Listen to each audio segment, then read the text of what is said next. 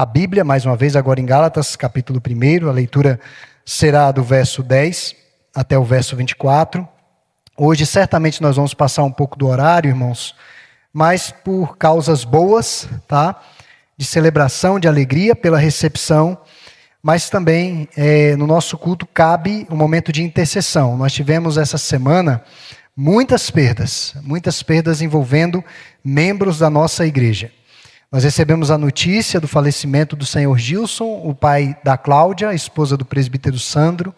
O senhor Gilson já vinha padecendo, sofrendo contra um câncer, e vamos orar em favor da Cláudia. Ela está na cidade do Rio de Janeiro para acompanhar tudo ali, orar pela família, por ela. Nós vamos orar também pelo Zé, que está aqui. O Zé Frazão esteve no Piauí, acompanhando também o sepultamento do seu pai, né? Também uma situação muito repentina, a partir de uma queda, né, Zé? A coisa se desmantelou e chegou onde nós chegamos, nessa condição. Nós vamos orar também em favor do Ailton, que é o esposo da Cláudia. Poucos conhecem o Ailton, mas o Ailton também, o pai, faleceu, o senhor Antônio, com 91 anos. Vamos orar a favor, a Camila vai estar representando, mas todos aqueles que envolvem a Fernanda, é uma amiga da Camila, que lutava contra um câncer há quase 2 anos, né? Quase 2 anos lutando contra um câncer, e ela veio a falecer essa semana. E também vamos orar a favor da dona Marluce, a esposa do senhor Taqueu Kowalski, que é o filho. O senhor Taqueu também faleceu com complicações decorrentes do Alzheimer. Então, perdas, né? Muitas perdas.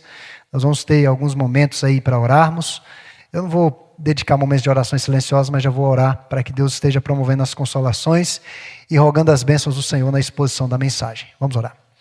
Pai, nós te agradecemos pela tua palavra, pedimos que o Senhor, de forma milagrosa, fale aos nossos corações.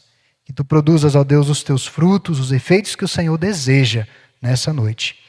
Oramos por nossa irmã Cláudia, que o Senhor a visite com as tuas ricas e doces consolações. Não somente ela, mas todos os familiares que sentem essa perda. Oramos também, ó Deus, pelo Zé, pelos seus familiares, todos, que o Senhor possa consolá-los, confortá-los. Da mesma forma, o Ailton. Nós oramos pela dona Marluce. Ó Deus, que o Senhor possa tomá-los em teus braços e trazer-lhes, ó Deus, as convicções evangélicas nesses momentos de dor, nesses momentos de sofrimento. Da mesma forma, a Camila, que representa todos aqueles que cercavam a Fernanda, que o Senhor esteja consolando e confortando a todos. E agora, Deus, ser propício a nós, pecadores. É o que nós te pedimos, em nome de Jesus. Amém. Gálatas capítulo 1, a partir do verso 10, nos diz assim: Porventura procuro eu agora o favor dos homens ou de Deus? Ou procuro agradar a homens? Se agradasse ainda a homens, não seria servo de Cristo. Faço-vos, porém, saber, irmãos, que o evangelho por mim anunciado não é segundo o homem, porque eu não recebi, nem o aprendi de homem algum, mas mediante revelação de Jesus Cristo. Porque ouvistes qual foi o meu proceder outrora no judaísmo, como sobremaneira perseguia eu a igreja de Deus e a devastava. E na minha nação, quanto ao judaísmo, avantajava-me a muitos da minha idade, sendo extremamente zeloso das tradições de meus pais. Quando, porém, ao que me separou antes de eu nascer, e me chamou pela sua graça, aprove revelar seu Filho em mim, para que eu o pregasse entre os não-judeus, os gentios, sem detença, não consultei carne e sangue, nem subi a Jerusalém, para os que já eram apóstolos antes de mim, mas parti para as regiões da Arábia e voltei outra vez para Damasco.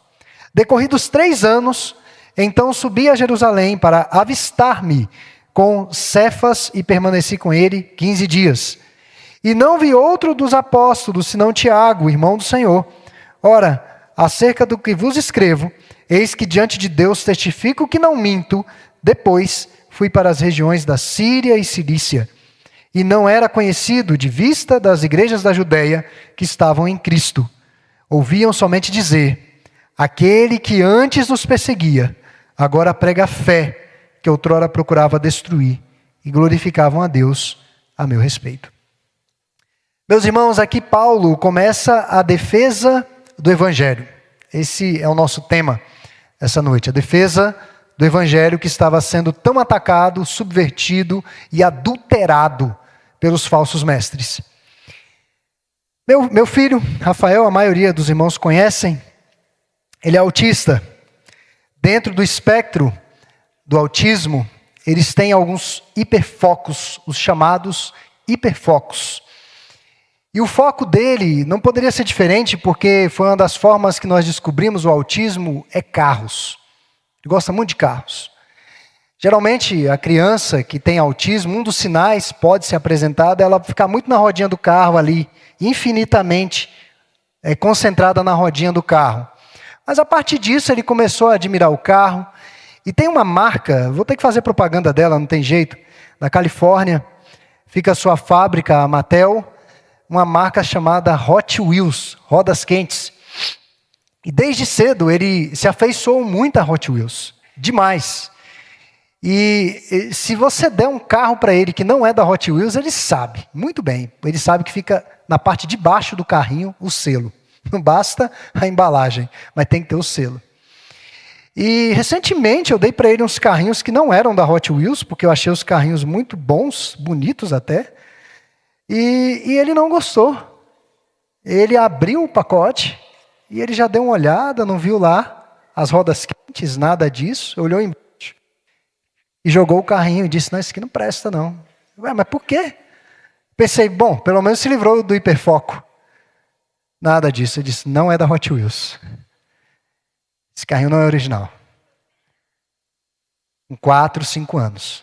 Esse carrinho não é original.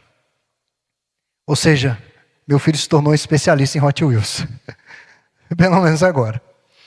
Meus irmãos, Paulo era um especialista no evangelho.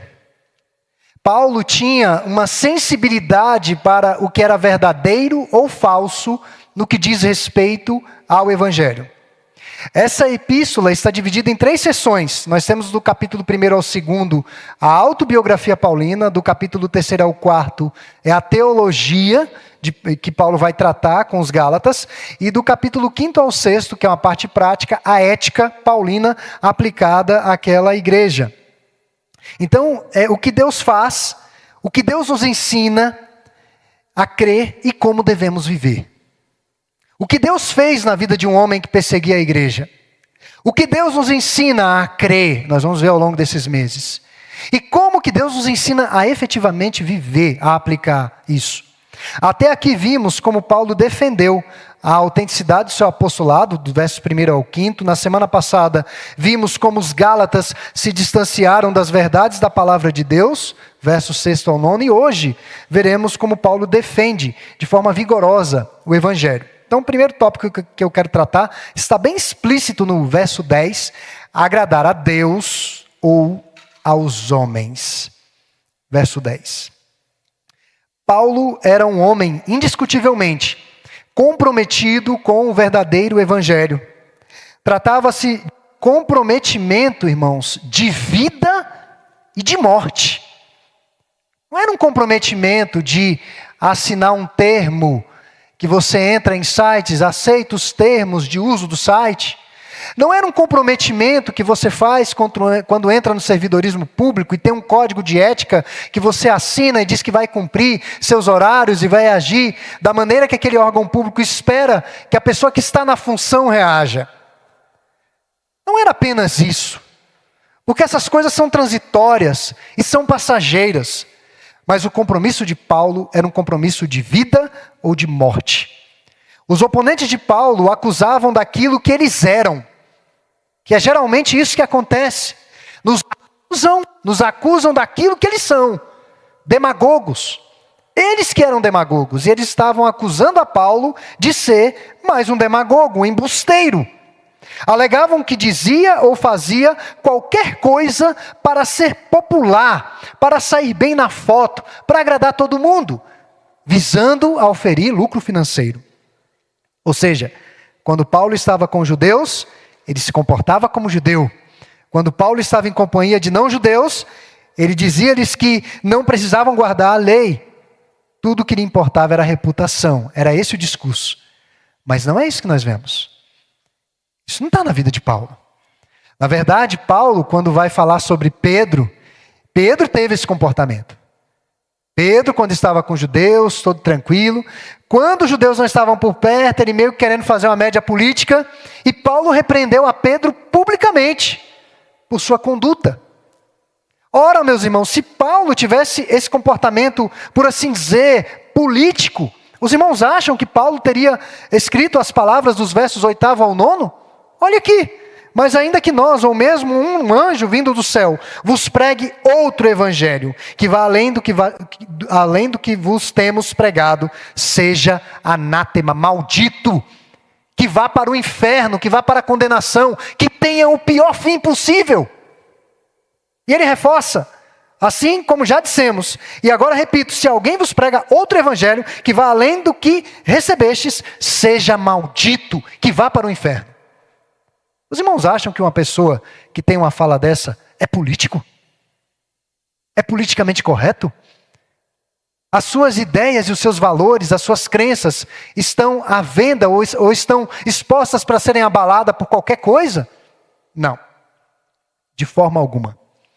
Mas eles alegavam isso porque Paulo tratou que Timóteo fosse circuncidado na Galácia.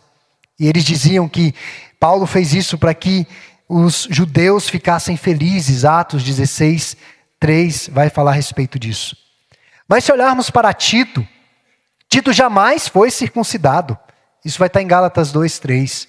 Ele jamais foi circuncidado. E Paulo foi acusado de ser inconsistente. E eles diziam, olha, Paulo mesmo escreveu aos Coríntios: fiz-me tudo para com todos, com o fim de, por todos os modos, salvar alguns. 1 Coríntios 9:22. Essas ações de Paulo, segundo eles, objetivavam ser político. Sair bem. Mas nós sabemos que não era isso. O objetivo de Paulo sempre foi o anúncio do evangelho. Então, se Timóteo estava servindo de escândalo para os judeus, então que circuncide Timóteo. Que todos os impedimentos que possam trazer uma visão turva, imprecisa do evangelho, sejam removidos. Timóteo fora circuncidado para ter trânsito entre os judeus. Se Paulo buscasse a aprovação dos outros, ele jamais teria dito as palavras que eu li para os irmãos no capítulo 1, versos 8º e 9º. Meus irmãos, Paulo era uma das raras pessoas que não vivia para agradar os outros. Mas ele vivia tão somente para agradar a Deus. Ele sabia em quem ele cria. E como que ele conseguiu isso? Ele fora capacitado pelo Evangelho de Cristo. Antes vivia para agradar aos outros. Se você vê o retrato do fariseu, era alguém que vivia de aparências, era uma casca de piedade. Quando ele era fariseu, fez de tudo para manter as aparências. Confiava em sua etnia, na circuncisão, na sua cultura e a maneira como guardava a lei. É o que ele diz em Filipenses 3, 4-6. Daí Paulo abandona o farisaísmo e vai a Cristo. Ele deixou de lado tentar agradar aos outros para agradar tão somente a Deus. Ele cessou de viver para a sua autopromoção e ele passou a viver para o inteiro agrado do Senhor. É importante salientar que nós agradamos a Deus em Cristo. Em Cristo. Isso é muito importante, irmãos. Porque essa palavra Deus, ela é tão subjetiva, ela é tão diluída, ela é tão sem significado, que muita gente está falando sobre Deus. E quando eu digo Jesus Cristo, é o Jesus das Escrituras e do Evangelho. Ele já está satisfeito conosco por causa da morte e da ressurreição do seu Filho. E isso, meus irmãos, de alguma maneira nos liberta de buscarmos a aprovação dos outros. Porque geralmente para agradar a outros nós precisamos fazer alguma coisa. Mas para Deus não. Nós não precisamos fazer nada a não ser crer no seu Filho. Cristo já fez tudo. Uma característica marcante do tipo de evangelho pregado nos dias de hoje é a ênfase na autoajuda. Diversas literaturas publicadas por autores nacionais, pseudo-evangélicos, estrangeiros, exploram o desejo humano de ser bem-sucedido, de se sentir bem, de ser feliz. E dão uma pitadinha de Deus no negócio. Dão uma pitadinha de espiritualidade no negócio. O principal propósito do Evangelho, no entanto, não é fazer os seres humanos felizes. Definitivamente não.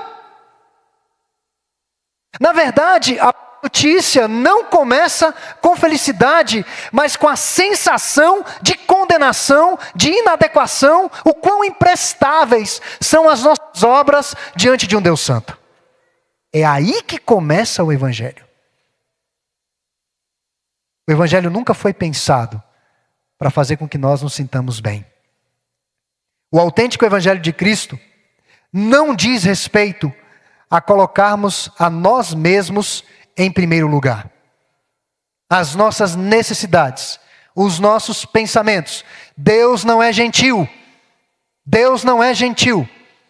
O Evangelho quebra todas as filosofias malignas, carnais do nosso coração e instaura a novidade de vida do Senhor. O Evangelho nos humilha. O Evangelho mostra o quão insuficientes nós somos. O Evangelho evidencia que nós não temos condições de fazer absolutamente nada para sermos salvos da ira de Deus. Meus irmãos, então o Evangelho não diz respeito em primeiro lugar a nós, mas o Evangelho diz respeito em primeiro lugar a Deus, a sua glória e a sua vontade. Diz respeito a quem é Deus, aos direitos e às reivindicações dele e não as nossas. É lamentável que muitos crentes no Brasil estejam lotando igrejas, buscando apenas alguém que possa trazer uma mensagem que agrade aos seus ouvidos, como comichão no ouvido. Essa mensagem é boa. Essa mensagem me faz bem. E elas não sabem dizer: eu fui naquela igreja, entrei, ouvi a música, orei, o pastor falou algumas palavrinhas, eu estou me sentindo muito bem. O Evangelho vai nos fazer sentir bem, sim. A salvação traz alegria, mas ela passa pelo caminho de nos humilhar, de mostrar quão pecadores e distantes da palavra de Deus nós estamos sem Cristo Jesus. Não agradar as pessoas em nosso ministério não é ser rude e grosseiro com elas. Quando Paulo diz que não agradava aos outros, não é porque Paulo era um homem grosso, um homem rude, um homem que não estava aberto à comunicação, mas não agradar as pessoas é no sentido de que Paulo não se esquivava de dizer a verdade. Ele não perdia a oportunidade. Ele dizia a verdade. Doa a quem doer. Pode ser o seu amigo, mas ele dizia a verdade. É nesse sentido. O discurso muitas vezes não vai agradar. Luís XIV, chamado de o poderoso rei Sol da França, por um medo supersticioso, ele baixou um decreto proibindo falar de morte na sua presença. A partir de hoje, ninguém fala de morte na minha presença. O rei era crente. Ele ia na igreja. Todos os domingos ele estava lá, com a sua comitiva. E o pastor sabia. Mas coitado do pastor. Um dia, ele se empolgou na mensagem, mais ou menos igual o pastor Vanderlei, ficou bem empolgado. E ele esqueceu do decreto. E ele disse: todos os homens são mortais. E o rei estava na frente dele. O rei levantou a cabeça assim assustado. E aí ele olhou de novo e disse: quase todos os homens são mortais. Quase todos. Meus irmãos, a quem você está tentando agradar? Não se pode servir a dois senhores. Em algum momento, há de agradar a um e contrariar a outro. O que é o Evangelho para você? O que é a boa notícia para você? O Evangelho seria uma promoção no trabalho, um salário maior, a família margarina feliz, saúde, o crente atleta, algum tipo de realização pessoal. Será que isso é Evangelho para você? Quando compreendemos a dimensão do verdadeiro Evangelho, automaticamente nós deixamos de viver para nós mesmos, para os outros, Porque tem gente que diz assim, meu filho, minha vida, minha esposa, minha vida, minha casa, minha dívida, né? Mas muitos vivem para essas coisas. Não, pastor, eu não vivo para mim mesmo. Eu vivo para minha esposa. Eu vivo para os meus filhos. Eu vivo para o meu trabalho. Você não está vivendo para Deus.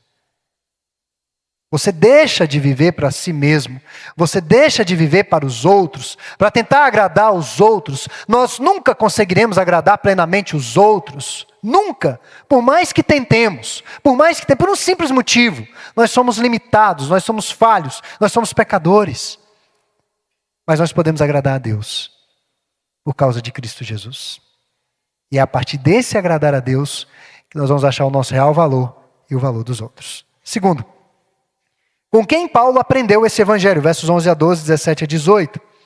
O evangelho pregado pelos judaizantes era tão diferente do de Paulo que eles precisavam denegrir a imagem de Paulo e a sua mensagem. Ele é falso, ele é um embusteiro.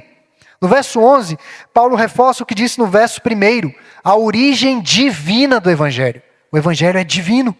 O evangelho não é a boa nova do homem sobre Deus.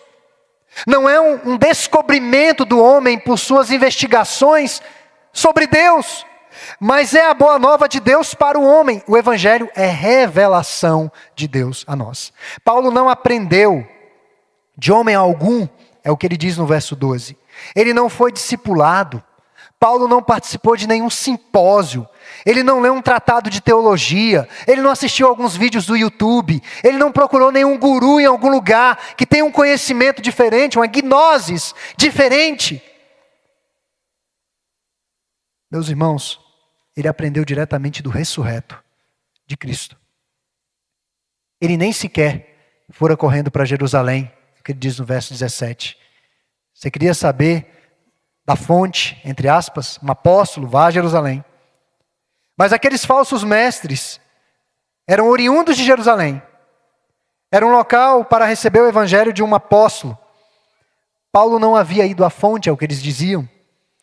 Eram os únicos representantes autorizados. Eu acho que eu falei para os irmãos um pouco sobre isso, né? Eu sou representante autorizado daquele colchão magnético. Cuidado com aquele colchão. Eu acho que cuidado com o vendedor, né? Que se ele entrar na sua casa, ele vai ficar umas 2 horas tentando te convencer que você é um milagre por estar vivo, por não estar dormindo naquele colchão. Um representante autorizado do Evangelho de Cristo. Eu sou um representante. Mas Paulo fora alcançado pelo próprio Senhor Jesus Cristo e já começou a pregar sem detença. Paulo esteve com Pedro 15 dias. Meus irmãos, o que são 15 dias? 15 dias não é o suficiente para um apóstolo ser formado ou treinado.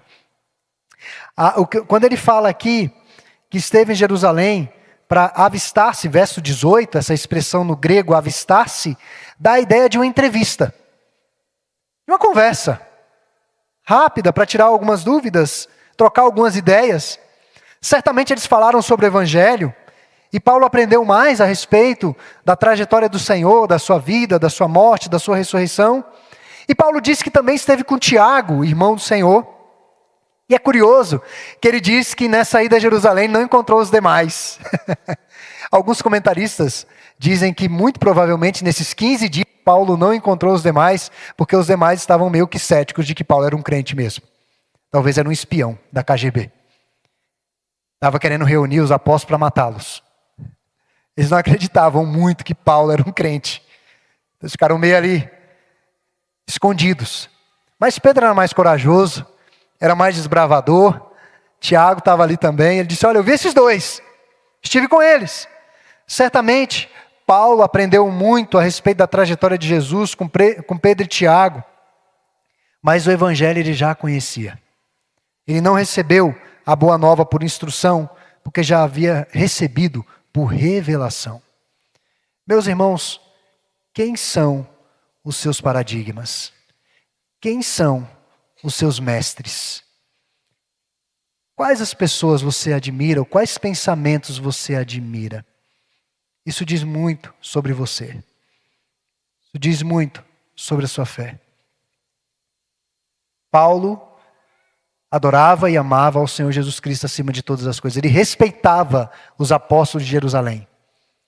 E quando surgiu a questão dos gentios, Paulo participou, recebeu ali das deliberações a respeito da situação dos não-judeus, por conta desses ditames da lei judaica, e respeitou a decisão deles. Mas Paulo honrava acima de tudo a Cristo. A quem você honra acima de tudo? Os irmãos querem ver um teste, né? Algumas pessoas têm uma fé assim, muito imatura no que diz respeito ao conhecimento de Cristo. Elas escondem as coisas dos outros. Elas escondem as coisas das pessoas que admiram. Mas não escondem de Deus. Elas não têm vergonha de Deus, talvez por não conhecer quem é Deus. Quando Adão e Eva pecam, eles automaticamente já cobrem as suas partes por vergonha. E eles dizem a Deus, olha, por vergonha, Senhor, nós nos escondemos. Porque na verdade eles perceberam que esconder as partes não era suficiente. Eles tinham que se esconder de Deus. Da santidade de Deus, de quem era Deus. Então, Senhor, por vergonha, por medo, nós nos escondemos do Senhor. De quem você tem medo? Se fosse passar a sua semana aqui, tudo que você fez, você teria vergonha dessa comunidade? Tudo que você falou, tudo que você pensou, você teria vergonha dessas pessoas? Você teria vergonha dos irmãos? E Deus, que vê tudo. E não apenas isso, nós vamos prestar contas a Ele.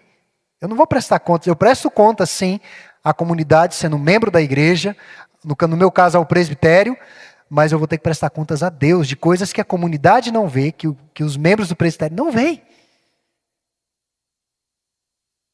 Então, meus irmãos, Paulo sabia em quem cria. E por fim, a origem do evangelho, versos 12 a 16. Paulo recebeu o evangelho do próprio Deus. Não foi uma invenção, não foi uma tradição ou inovação do pensamento humano, mas ele recebeu por revelação. A palavra que aparece aí no texto para revelação é a ideia de tirar o véu da noiva. Hoje as noivas não entram tanto com o véu ali cobrindo os seus rostos, né?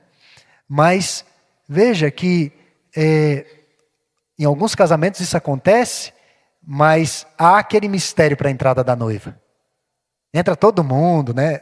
Gente, casamento para entrar pet, não faça isso comigo, tá? Quem for casar, não faça isso comigo. Mas entra tudo, entra criança, entra avô, entra pai. Todo mundo fica ali tranquilo, né?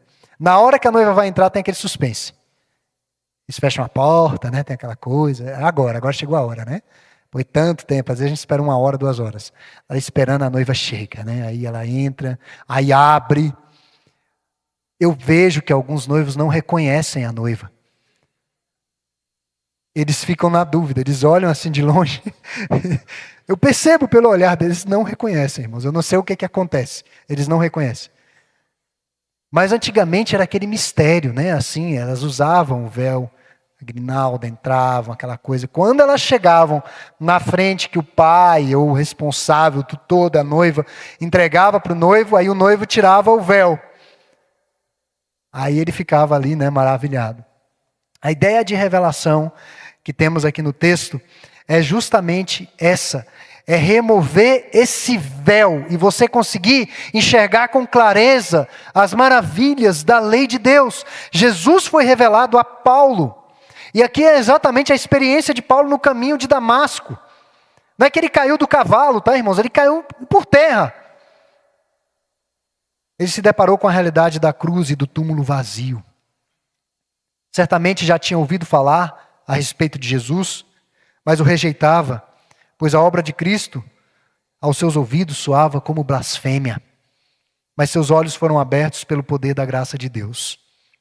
A origem do evangelho, portanto, entregue a Paulo, estava na eternidade, quando Deus o predestinou, quando Deus o destacou e o separou.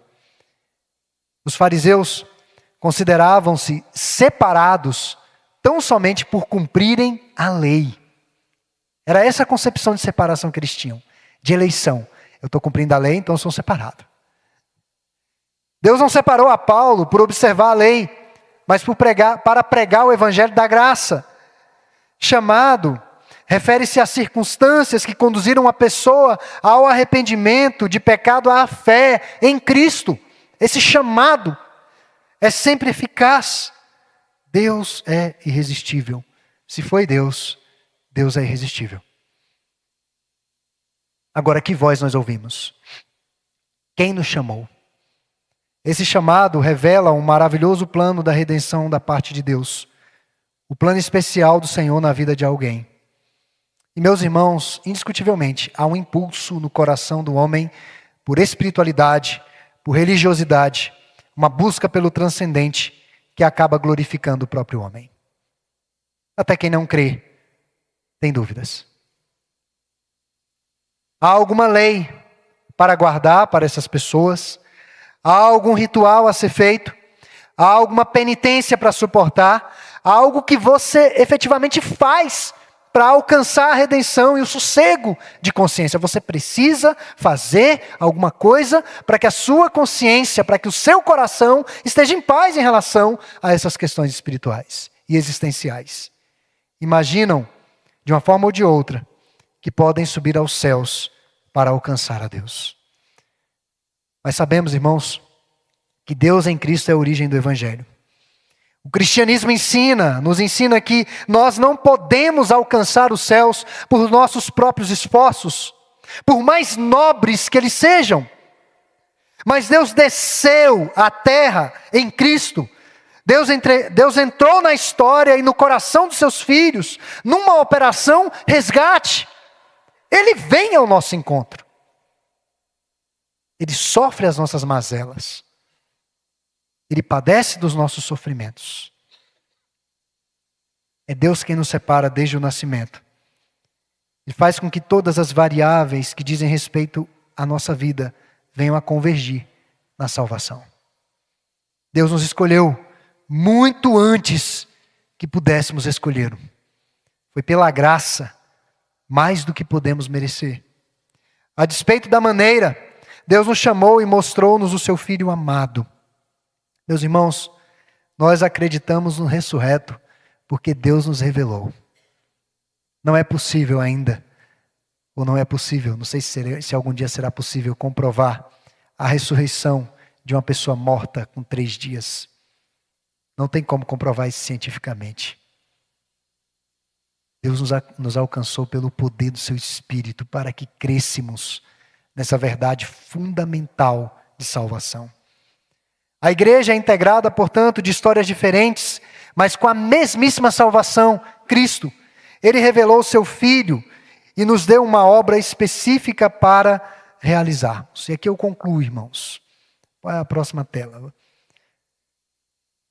Para nós pensarmos, nós cremos no Evangelho de todo o nosso coração. Nós cremos, de fato, que Jesus Cristo é o Filho de Deus.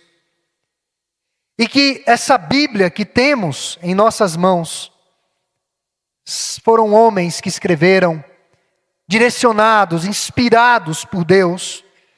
Eles foram canais, instrumentos para a revelação da verdade. Nós cremos nisso, irmãos. Será que nós acreditamos nisso de verdade? Nós podemos ter algumas dúvidas. E elas vão aparecer. Mas esse não é o problema. Se você crê que a verdade está na Bíblia e que Deus se revela nesse Evangelho, então você está seguro. Porque as marés das ideologias, das concepções, das filosofias, das proposições, não fecham o mosaico. Elas não fecham. São águas tempestuosas e sombrias. Literalmente à espera de um milagre. O milagre já aconteceu para nós crentes. Apesar de aprender mais e mais e não termos respostas para tudo, mas na Bíblia nós temos o suficiente para chegarmos à salvação. O Evangelho muda por completo a nossa vida. O apóstolo Paulo foi completamente transformado. Seu desejo e empenho de antes era para o extermínio de cristãos e do cristianismo. Era um homem bem-sucedido e afamado em sua própria religião. Ou seja, ele teria tudo para ter a sua consciência tranquila, o seu coração sossegado, ali na zona de conforto da religiosidade. Era o orgulho de seus pais, dos seus amigos. Ninguém conseguiria fazer aquele homem mudar de ideia ninguém. Mas Deus fez. Deus pôde mudar. Cristo se tornou não apenas histórico e factual, porque Paulo sabia que havia um Jesus. Ele era histórico, era factual, mas Cristo se tornou, sobretudo, espiritual e pessoal. Quem é Jesus para você? Quem é Jesus de Nazaré para você? Podemos jamais ter perseguido alguém por causa do Evangelho, mas somos pecadores que carecemos da salvação. Precisamos do Evangelho para nos levar de onde estamos para onde devemos estar. É o Evangelho do começo ao fim. Há vidas transformadas pelo Evangelho em nossa igreja, e eu creio nisso, assim, inquestionavelmente. E que tipo de vida, irmãos, nós teríamos se Cristo não tivesse nos alcançado? Que tipo de vida seria a nossa? Como vivíamos antes? Alguns de nós certamente eram violentos, hostis, presos em pecados sexuais, mentirosos, egoístas. Alguns de nós até pareciam pessoas boas, mas nós vivíamos para nós mesmos. Mas Deus mudou tudo. Nos chamou pela graça, revelou o seu Filho a nós. Deus nos mostrou o Evangelho da cruz e do túmulo vazio. Deus nos perdoou os pecados e Deus nos separou para o serviço. Nós começamos a amar aos outros e a viver para Deus. O Evangelho faz isso. Portanto, irmãos, que nessa noite creiamos e vivamos pelo genuíno Evangelho do nosso Senhor. Amém.